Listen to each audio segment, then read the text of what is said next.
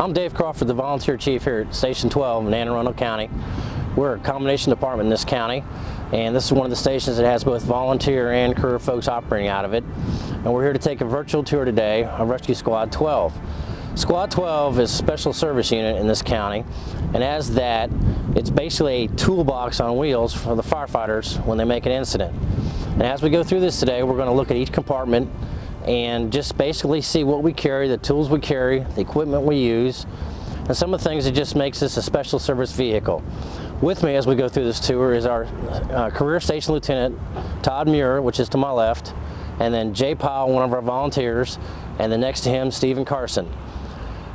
Anne Arundel County has a fantastic combination system, and we always ask for folks, and we need folks to volunteer. It's one way to give back and help our community. Of course, during this time, we're asking folks to stay home and be safe, but once we get through this, we'd love to have folks join and be a member of the volunteer companies in this county. It's a rewarding, refreshing way to give back to your community, and we ask that folks take the time, investigate, get interested, and apply with Anne Arundel County Fire Department.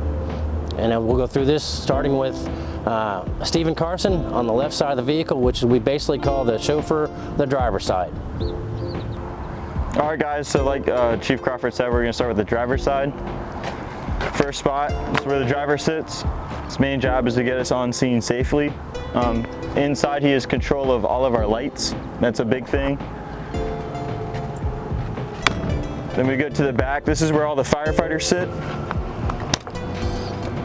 In this rescue squad, we can have 6 firefighters in the back. Each seat has our air packs that we wear. Go ahead. Okay, so in this compartment, we have a rope bag for rope rescues, and we have a controller for our light tower on top for scene lighting.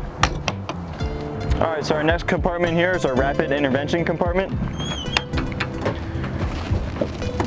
In here we have, a couple fire extinguishers, some hand tools, and then our most important part, which is the rapid intervention kit. In this red kit here, we have some ropes and an extra air cylinder so that we can rescue firefighters if they get hurt or if they get in trouble in the building.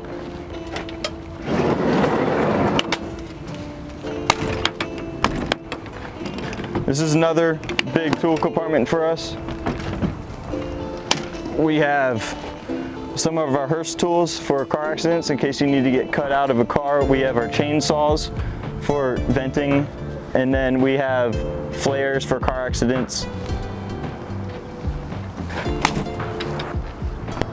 All right, this is a cool compartment up here. It's different than all the other ones. The big thing in here is our air cascade system. Our air bottles don't have unlimited air, so if they need to be refilled, they can come into here in this container right here where we'll refill our air bottles. Our last compartment here goes hand in hand with the air cascade system.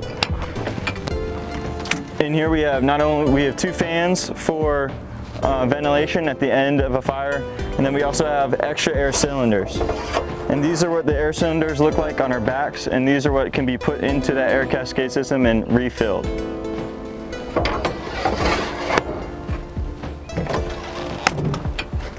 All right, guys, so before I pass you on to Jay to show you the officer side, I'm going to show you the rear compartment. The rear compartment isn't super complex. The most important thing are struts to stabilize cars during car accidents, and our hooks. Our hooks we can use, we have 6-foot hooks and 8-foot hooks. We can use them to pull down ceilings and look for fire extension.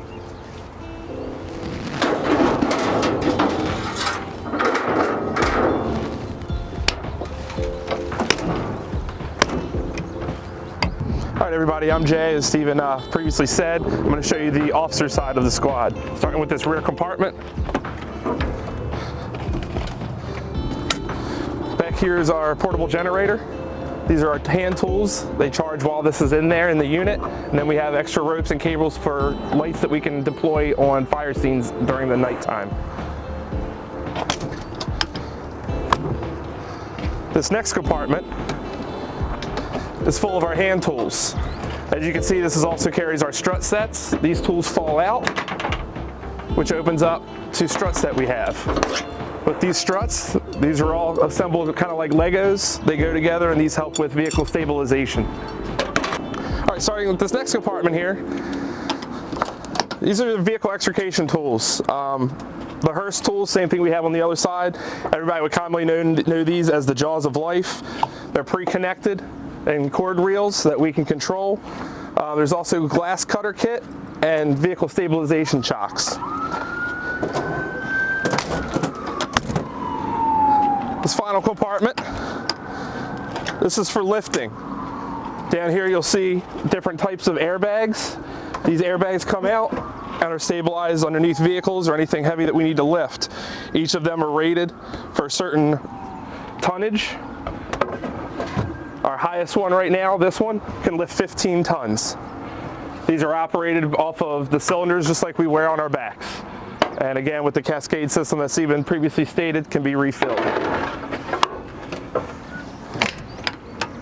The final compartment here on our officer side, carries all of our medical equipment. We have our medical bag, we have our AED, which every unit carries, and then we have assessment bags and different types of neck collars. Back here, this is where the firefighters sit. As Stephen previously said, we can fit 6 back here, and the air packs are built into the back of the seats. And finally, this is where our officer sits. This is the officer side. This is where the officer sits. He tells us where to go to calls, tells us how we're going to be doing things on scene, pretty much develops a pre-action plan before we arrive. Finally, up here in the front of the rescue squad, this is our winch cable. As you see, it's wound up here, it's fed through here, and each compartment has a series of chains and hooks fed down into them. They can quickly be hooked into that and can pull large objects, trees, debris, and other kinds of things that we need pulled in order to rescue or reopen a roadway. On this side, the only difference is that we have the controllers on this side, and the controllers have extension cords, so in case you need to stay away and stay in a safe area while using the winch.